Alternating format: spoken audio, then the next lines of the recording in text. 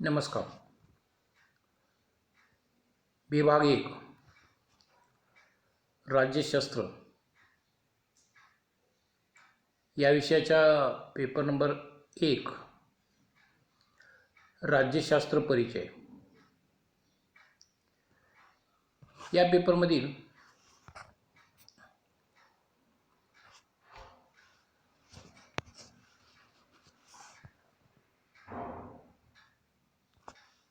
पहिले टॉपिक आपण यापूर्वी पूर्ण केलेला आहे. तसेच दुसरा टॉपिक राज्यशास्त्राच्या उपघटकांचा परिचय.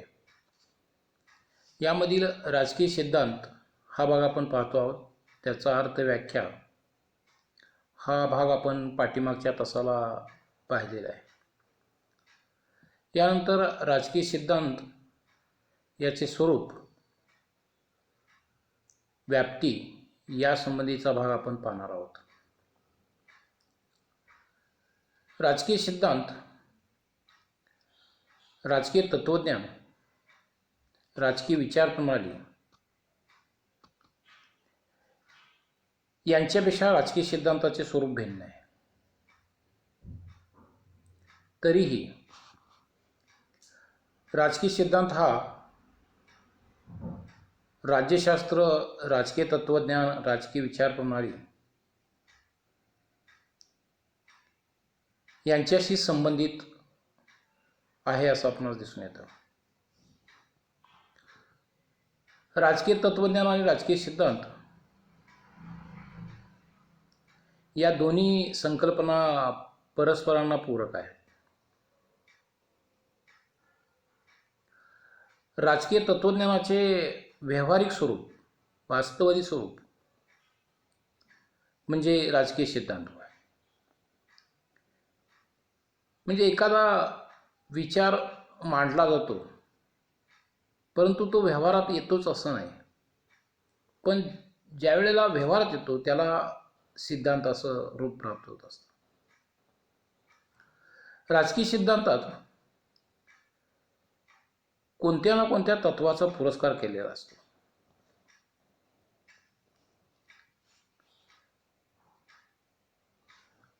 सुरुवातीच्या कालखंडामध्ये राजकीय सिद्धांताचे स्वरूप तत्वज्ञानात्मक स्वरूपाचे होते. पूर्वीच्या काळी तत्त्वे, मूल्ये यामध्ये फरक केला जात नव्हता. त्यामुळे राजकीय सिद्धांत आणि राजकीय तत्वज्ञान यामध्ये फरक मानला जात नव्हता. ज्ञान हे ज्ञानासाठी असले पाहिजे असे सांगून अरिस्टॉटलने व्यावहारिक आणि सैद्धांतिक ज्ञानात फरक केला. परंतु प्लेटो पासून ते मार्क्सपर्यंत अनेक राज्यशास्त्रज्ञांनी आपल्या लिखाणात तात्विक गोष्टींनाच महत्त्व देऊन राजकीय सिद्धांताची मांडणी केली. आपल्या कल्पक बुद्धीने ती मांडणी केली.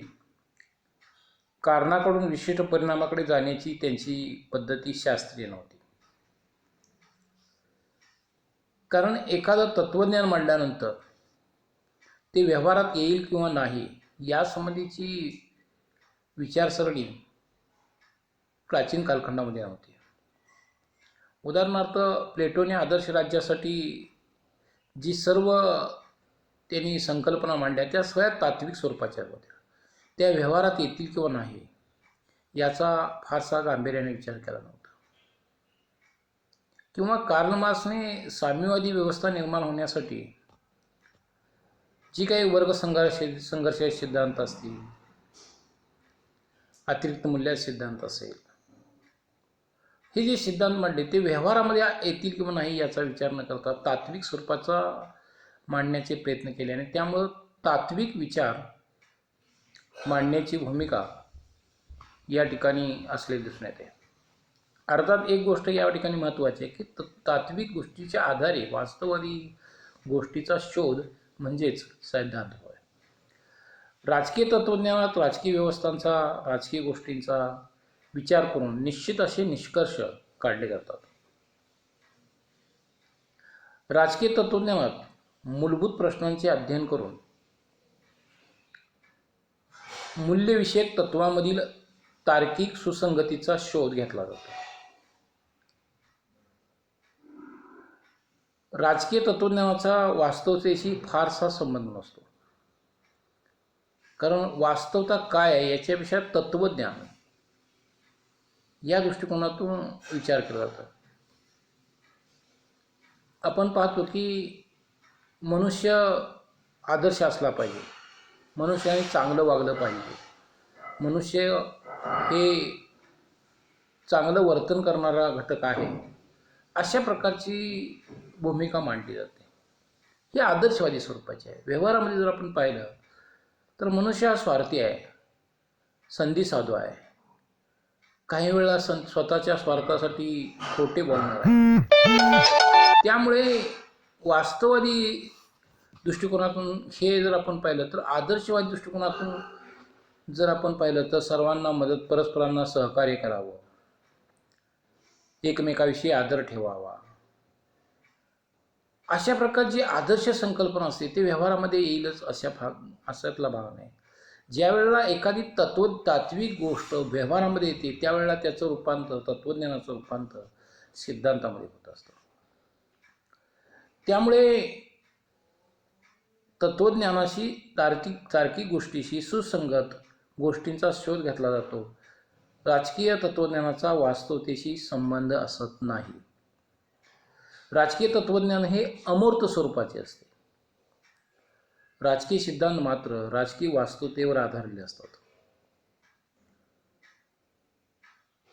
राजकीय परिस्थिती किंवा वास्तवता यांचा अभ्यास करून माहितीचे संकलन करणे, त्या माहितीच्या आधारे विविध घटकांमध्ये असलेले कार्यकारण संबंध शोधून काढणे व त्या आधारे पुढील काळात संभाव्य परिस्थितीबाबत भविष्य कथन व मार्गदर्शन करणे,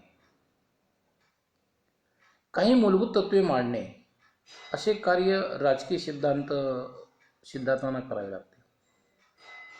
उदाहरणार्थ प्लेटोच्या साम्यवादी सिद्धांतात राजकीय तत्वज्ञानाची बैठक होती.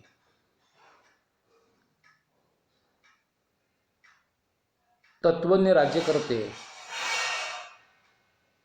सैनिक यांनी स्त्रिया व संपत्तीपासून अलिप्त राहावं, कारण त्यांच्याकडून त्यामुळे भ्रष्टाचारी गैरमार्गांचा अवलंब होण्याची शक्यता आहे. या दृष्टिकोनातून प्लेटोने स्त्रियांचा आणि संपत्तीचा साम्यवाद मांडला. आदर्श राज्य या प्लेटोच्या तात्विक व तार्किक गोष्टीचा प्रत्यक्ष आणणं कठीण असतं. या उलट अरिस्टॉटलने 158 राज्यघटनांचा वास्तववादी अभ्यास करून निष्कर्ष काढले. अरिस्टॉटलने तत्कालीन समाजातील वास्तववादी विचार आजही उपयुक्त व मार्गदर्शक ठरतात. अरिस्टॉटलने लोकशाही हा शासन व्यवस्थेचा विकृत प्रकार सांगितलेला होता, परंतु आज जगात लोकशाही हा प्रकार विकृतच वाटत आहे. अरिस्टॉटलने क्रांतीविषयक सांगितलेले कारणमीमांसा व उपाययोजना आज समकालीन व्यवस्थेत उपयुक्त व मार्गदर्शक ठरते. प्लेटो, अरिस्टॉटलपासून ते हेगेल, मार्क्स, मिल, लास्कीपर्यंतचे राजकीय सिद्धांत अभ्यासला असता असे म्हणता येईल की राजकीय तत्वज्ञानाच्या बैठकीवर राजकीय सिद्धांत उभारलेले असतात. राज्य, राष्ट्र, सार्वभौमत्व, स्वातंत्र्य, समता, न्याय अशा अमूर्त संकल्पना राजकीय तत्वज्ञानात समाविष्ट होतात. या तत्वज्ञानांचा, संकल्पनांचा वास्तववादी रूप प्राप्त झाले की त्यांना सैद्धांतिक स्वरूप प्राप्त होतं. आपण पाहतो की जगात सर्व नागरिक समान आहेत, सर्व लोक समान आहेत, वास्तव परिस्थिती आपण जर पाहिली तर जातीच्या आधारे, धर्माच्या आधारे, भाषेच्या आधारे, प्रादेशिकतेच्या आधारे, वर्ण घटकाच्या आधारे लोकांच्या मध्ये मतभेद आहेत. हे वास्तवच रूप आहे. आदर्शवाद, साम्यवाद, फॅसिस्टवाद, लोकशाही, उदारमतवाद, समाजवाद असा कोणताही राजकीय सिद्धांत विचारात घेतला तर प्रत्येक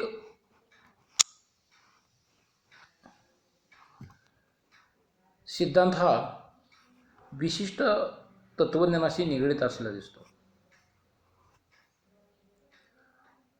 प्रत्येक राजकीय सिद्धांत विशिष्ट तत्वप्रणालीचा, तत्वज्ञानाचा पुरस्कार करण्यासाठी निर्माण झालेला असतो. थोडक्यात राजकीय तत्वज्ञान व राजकीय सिद्धांत हे परस्परांना पूरक असतात.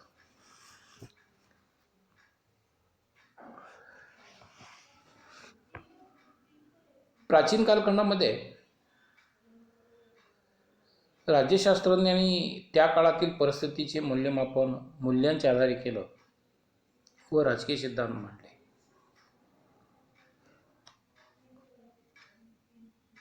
अरिस्टॉटलने विविध नगरराज्यांचा अभ्यास करून त्यांचे विश्लेषण करून सिद्धांत मांडले. हॉब्स आणि मॅकियावेलीने आपले राजकीय सिद्धांत तत्कालीन परिस्थितीच्या अभ्यासावरून मांडले होते. त्या काळातील घटनांचा कार्यकारण संबंध दर्शवणारे हे या दृष्टीने ते मांडलेले दिसून येतात. सुरुवातीच्या कालखंडामध्ये जे काही राजकीय सिद्धांत मांडले ते तत्वज्ञानाक स्वरूपाचे होतात.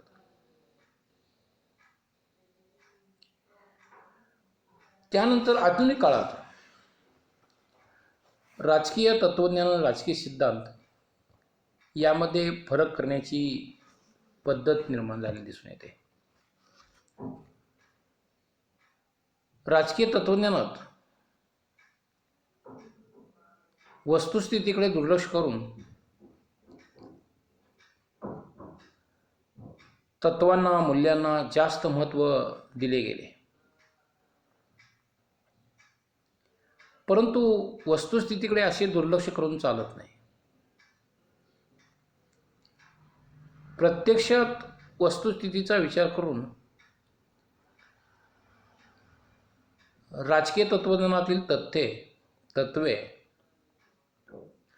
तेथे का रुजली नाहीत याची कारणमीमांसा करताना मार्क्सवादी तत्वज्ञानाबरोबरच तेथील वस्तुस्थितीचा चिकित्सक करणे गरजेचे आहे. सोव्हिएट रशियामध्ये मार्क्सवादी तत्वज्ञानाला विरोध करणारी प्रतिकूल परिस्थिती कशी व आणि का निर्माण झाली याचा विश्लेषणात्मक अभ्यास होणे गरजेचे आहे. लोकशाही शासन पद्धतीविषयी विचार करताना आपणाला वस्तुस्थितीकडे दुर्लक्ष करून चालणार नाही. पाश्चिमात्य लोकशाही राष्ट्रातील आणि पूर्वेकडील आशिया आफ्रिका खंडातील लोकशाही मूल्ये समान आहेत अशी तात्विक बाजूस श्रेष्ठ मानून चालणार नाही. तर ज्या देशात लोकशाही मूल्ये स्वीकारली तेथील परिस्थिती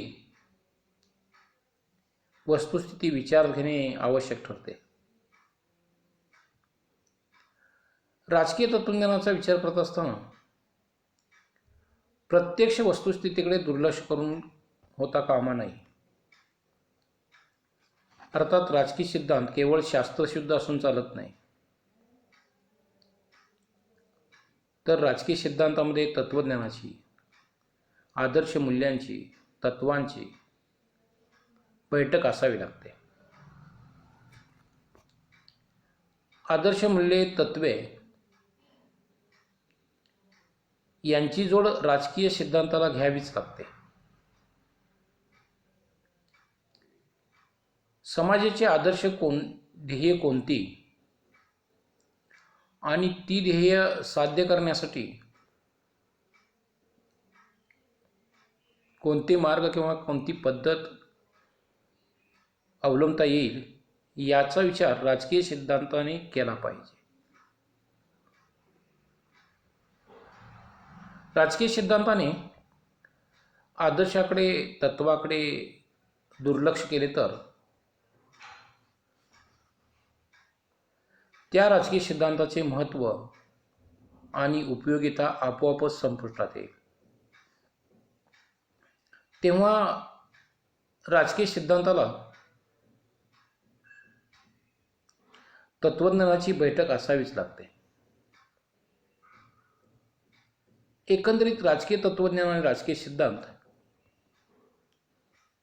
या दोन्ही गोष्टी एकमेकांना पूरक आहेत. राजकीय तत्वज्ञान हे नेहमी राजकीय सिद्धांताची पार्श्वभूमी तयार करत असतात आणि त्या पार्श्वभूमीवरच राजकीय सिद्धांत उदयास येत असतात.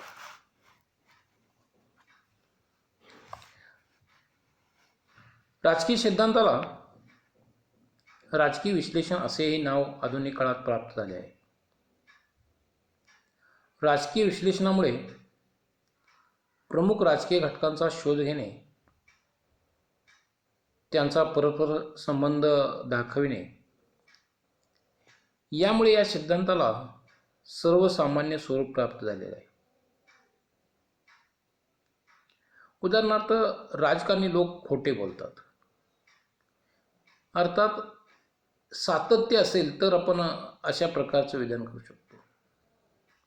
अर्थात का खोटे बोलतात, त्यांची परिस्थिती का निर्माण होते. एखादा चांगला माणूस कोणत्याही प्रकारे कधीही खोटं न बोलणारा साधू संत असणारा व्यक्तीसुद्धा राजकारणात आल्यानंतर खोटे बोलते, कारण तशा प्रकारची परिस्थिती निर्माण होते.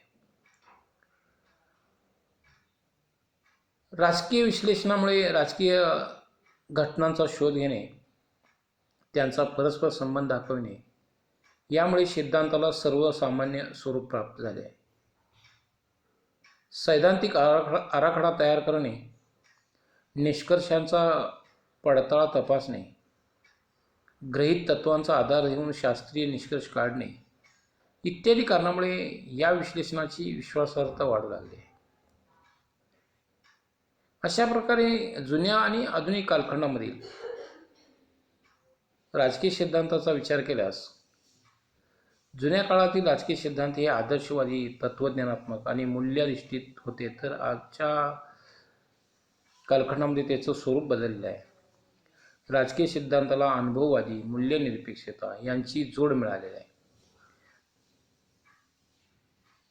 परंतु राजकीय सिद्धांताला राजकीय तत्वज्ञानाचा आधार असणं त्याचा मुख्य घटक आहे मानला जातो. त्यामुळे राजकीय सिद्धांत आणि राजकीय तत्वज्ञान हे एकमेकाला पूरक आहेत असं आपल्याला म्हणता येईल. थँक्यू.